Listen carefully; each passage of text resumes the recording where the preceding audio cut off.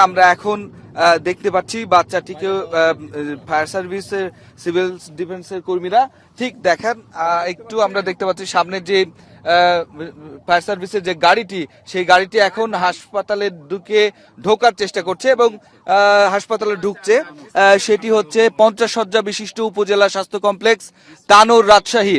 Quick quick quick quick আমরা ঢুকবো হ্যাঁ।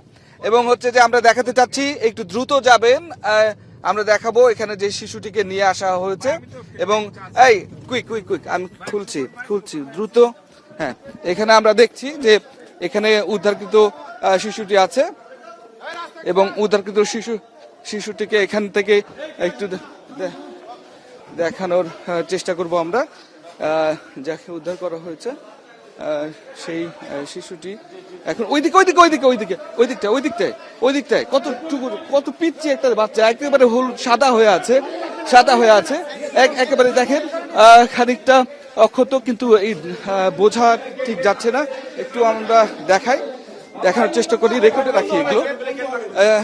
এবং এই 50 শয্যা বিশিষ্ট হাসপাতালে আমরা নিয়ে যাচ্ছি এবং